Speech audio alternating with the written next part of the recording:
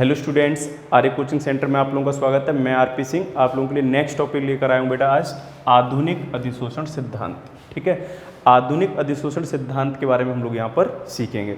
सबसे पहला पॉइंट आपसे ये पूछा जाएगा, आधुनिक अधिशोषण सिद्धांत किस पर आधारित है? तो बेटा ये माध्यमिक यौगिक सिद्धांत, माध्यमिक यौगिक सिद्धांत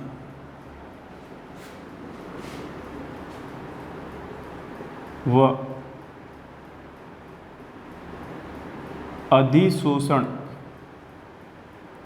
सिद्धांत का समायोजन है या संयोजन है। ठीक है, ये दोनों सिद्धांत यहाँ पर क्या कर दिए गए, मिक्स कर दिए गए और तब आपको दिया गया आधुनिक अधिशोषण सिद्धांत। इससे पहले हम लोग माध्यमिक यौगिक सिद्धांत भी पढ़ चुके हैं और अधिशोषण सिद्धांत भी पढ़ चुके हैं। जिन बच्चों ने ये वीडियो नहीं देखे हों वो इनसे पिछले वाले वीडियो को देख लें, वहाँ पर ये दोनों सिद्धांत आप लोगों के क्लियर हो जाएंगे और तब ये वीडियो आपको और अच्छे से समझ में आएगा। ठीक, चलिए देखिए, आधुनिक अधिशोषण सिद्धांत जो है ये बिस्मांगी उत्पीड़न की व्याख्या देने में सफल रहा। किस प्रकार के उत्पीड़न की बेटा?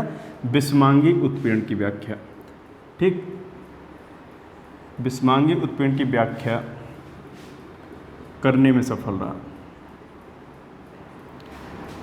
तो अब आपसे क्वेश्चन दूसरे तरीके से कैसे पूछा जा सकता है कि भाई बिस्मांगी उत्पीड़न की व्याख्या करने वाली क्रियाविधि को समझाइए। तो आप लोग क्या देकर आओगे? आधुनिक अधिशोषण सिद्धांत की थ्योरी बता कर आओगे। ठीक, अगर वह आपसे पूछता है कि समांगी उत्पीड़न की व्याख्या किसने की, तो आप लोग टिक करके आओगे माध्यमिक यौगिक सिद्धांत ने। ठीक है, तो ये पॉइंट आप लोगों का क्लियर हुआ। अब देखते हैं कि इसकी क्रियाविधि कितने स्टेप में होती है आधुनिक अधिशोषण सिद्धांत की। देखिए, इसकी क्रियाविधि जो होती है वह 5 स्टेप्स में पूरी होती है। कितने स्टेप्स में बेटा? 5 स्टेप्स में। तो 5 स्टेप्स हैं इसके, 5 पद। ठीक है, देखो पहला पद क्या है? उत्प्रेरक की सतह पर अभिकारक के अणुओं का विसरण, अभिकारक के अणुओं का विसरण। ठीक, दूसरा स्टेप क्या है बेटा? उत्प्रेरक की सतह पर, उत्प्रेरक की सतह पर अभिकारक के अणुओं का अधिशोषण, अभिकारक के अणुओं का अधिशोषण। ठीक, तीसरा स्टेप, उत्प्रेरक की सतह पर, उत्प्रेरक की सतह पर मध्यवर्ती यौगिक का निर्माण,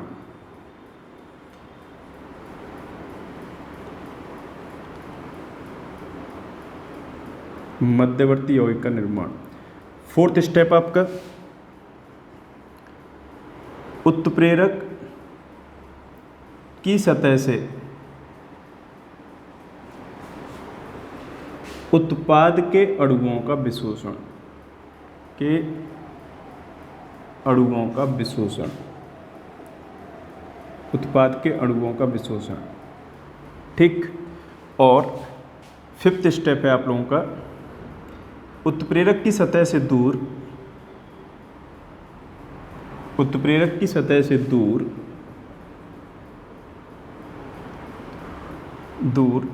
उत्पाद के अणुओं का विसरण, उत्पाद के अणुओं का विसरण, उत्पाद के अणुओं का विसरण। ठीक, आइए ये जो 5 पद हैं इनको आप बिल्कुल अच्छे तरीके से समझते हैं और एक बार अगर मैं आपको ये समझा दूंगा तो मुझे लगता है कि आप लोग इसे नहीं भूल पाओगे, 100% आप इसे एग्जाम में लिखकर आओगे। देखिए, मैंने लिखा है उत्प्रेरक की सतह पर अभिकारक के अणुओं का विसरण। सबसे पहले ये चीज़ क्लियर करनी है, अभिकारक के अणु उत्प्रेरक की सतह पर क्या हो रहे हैं बेटा? विसरित हो रहे हैं। देखो, विसरित की घटना क्या है, विसरण की घटना क्या है? जब अधिक सांद्रता से कम सांद्रता की ओर अणु गति करते हैं तो उसे हम लोग कहते हैं विसरण। मान लेते हैं हम लोग कि यहाँ पर अभिकारक के अणुओं की सांद्रता क्या है बेटा? अधिक है, और ये अभिकारक के अणु उत्प्रेरक जो हमने ये ले रखा है इसकी तरफ क्या कर रहे हैं बेटा? गति कर रहे हैं और विसरण की घटना यहाँ पर हो रही है और यह इसके आसपास यहाँ पर आकर एकत्रित होने लग जाते हैं। ठीक, और यह प्रक्रम हमारा क्या कहला रहा है बेटा? विसरण। ये बात समझ में आई। यहाँ पर अभिकारक के अणु की सांद्रता क्या थी, अधिक, और ये उत्प्रेरक की सतह पर क्या करने लगे थे, विसरण की घटना। दूसरे में लिखा हुआ है उत्प्रेरक की सतह पर अभिकारक के अणुओं का अधिशोषण। तो देखो बहुत ध्यान से, दोनों स्टेटमेंट जो मैंने अभी लिखे हैं उनमें बस सिर्फ और सिर्फ एक ही शब्द का अंतर है। यहाँ मैंने बेटा विसरण लिखा था और यहाँ क्या लिखा है, अधिशोषण।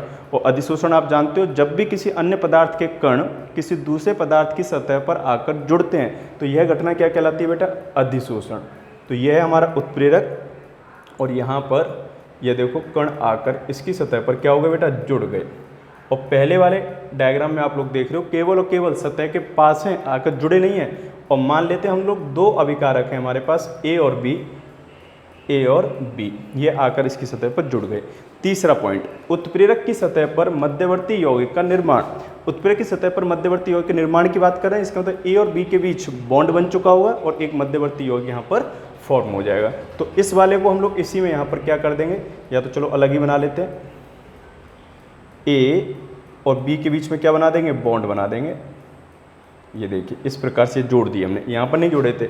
और ये है ए और ये है बेटा बी और ये इस तरीके से यहाँ पर जोड़ दिया।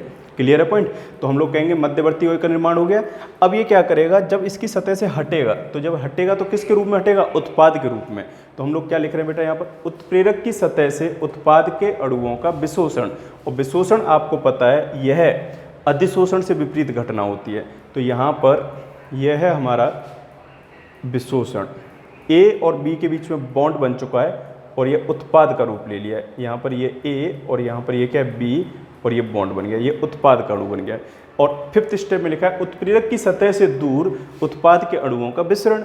इसका मतलब फिर से ये जो अणु बने थे हमारे यहाँ पर उत्प्रेरक की सतह पर उत्पाद के, यह यहाँ से दूर क्या करने लगेंगे, गति करने लगेंगे। इसकी सतह को छोड़कर यहाँ से दूर क्या है, गति करने लगेंगे। जब ये यहाँ से छोड़कर इसकी सतह को चले जाएंगे तो ये पूरा पृष्ठ फिर से नए अभिकारक के अणुओं के लिए क्या हो जाएगा, उपलब्ध हो जाएगा। फिर दोबारा से यही मैकेनिज्म फिर दोबारा से फॉलो होगी। कब तक फॉलो होती रहेगी, जब तक कि सभी अभिकारक के अणु किस में बदल ना जाए बेटा, उत्पाद में बदल नहीं जाएंगे। तो मुझे लग रहा है ये पांचों स्टेप आप लोगों को समझ में आ गए होंगे कि किस तरीके से आधुनिक अधिशोषण सिद्धांत में इस चीज़ को समझाया गया। अब देखो इसे बिल्कुल लेमन लैंग्वेज में समझ लेते क्या होता है वास्तव में। देखिए जैसे मान लो आपने कोचिंग कर रहे हो फिजिक्स की, तो फिजिक्स की कोचिंग अगर कर रहे हो तो फिजिक्स की कोचिंग जब छूटी तो वहाँ पर फिजिक्स के बच्चों की संख्या क्या हो जाएगी, ज़्यादा हो जाएगी। ठीक है, अब यही स्टूडेंट जो फिजिक्स के स्टूडेंट्स हैं ये क्या पढ़ने जा रहे हैं बेटा, केमिस्ट्री पढ़ने जा रहे हैं किसी दूसरी जगह पर। तो जहाँ केमिस्ट्री क्लास चल रही है, ये उत्प्रेरक जो है, ये मान लिया हमने ये केमिस्ट्री की क्लास चल रही है यहाँ पर, और यहाँ पर आ रहे हैं ये लोग। ठीक है, फिजिक्स के स्टूडेंट्स कहाँ पहुँच रहे हैं, केमिस्ट्री की क्लास करने के लिए। तो यह घटना क्या कहलाएगी, विसरण। क्योंकि अभी केमिस्ट्री क्लास में ज़्यादा भीड़ नहीं है, अभी फिजिक्स की क्लास से स्टूडेंट छूटे और ये फिजिक्स की क्लास केमिस्ट्री क्लास में पहुँचेंगे। तो ये घटना क्या कहला रही है, विसरण। फिर क्या होगा, ये केमिस्ट्री क्लास में यह वहाँ पर जो सीट है वहाँ जाकर बैठ जाएंगे। तो जब वहाँ जाकर बैठ जाएंगे तो ये घटना क्या कहलाएगी बेटा, अधिशोषण। ठीक है, परमानेंट बॉन्डिंग नहीं हुई है, टेम्परेरी बॉन्डिंग है। 1 घंटा पढ़ोगे उसके बाद क्लास छोड़कर चले जाओगे। अब टीचर पढ़ाना स्टार्ट हुआ, आपको टॉपिक समझा रहा है। जो टॉपिक जब समझा रहा है तो उस समय क्या हो रहा है, मध्यवर्ती यौगिक का निर्माण हो रहा है और धीरे धीरे वो टॉपिक आपको पूरे अच्छे तरीके से समझ में आ जाएगा और हम लोग कहेंगे उत्पाद का निर्माण हो चुका है। फिर क्या होगा, जब आपको टॉपिक समझ में आ गया, 1 घंटा ओवर हो गया, आपसे कहा जाएगा भाई क्लास छोड़ो, निकलो। इसका मतलब जब आप क्लास छोड़कर जा रहे हो तो ये घटना क्या कहला रही है बेटा, आपकी विशोषण। क्योंकि आपने उत्प्रेरक की सतह को क्या कर दिया, छोड़ दिया है। जैसे ही आप क्लास छोड़कर बाहर निकले तो फिर से आपकी सांद्रता क्या हो गई, अधिक। और अब ये सांद्रता जो कहलाएगी बेटा, किसकी सांद्रता कहलाएगी, उत्पाद की सांद्रता। फिर ये यहाँ से अणु कहीं दूसरी ओर गति करने लग जाएंगे और हम लोग कहेंगे कि उत्पाद के अणुओं का उत्प्रेरक की सतह से दूर क्या चल रहा है, विसरण चल रहा है। और इस तरीके से इस कोचिंग वाले एग्जाम्पल से आपको ये पूरा अच्छे तरीके से समझ में आ गया होगा। और मुझे लगता है कि अगर ये आपको समझ में आ गया हो तो आप हमारे वीडियो को लाइक करें और सब्सक्राइब करें हमारे चैनल को, और ज़्यादा से ज़्यादा अपने फ्रेंड्स को शेयर करें। ठीक, थैंक यू।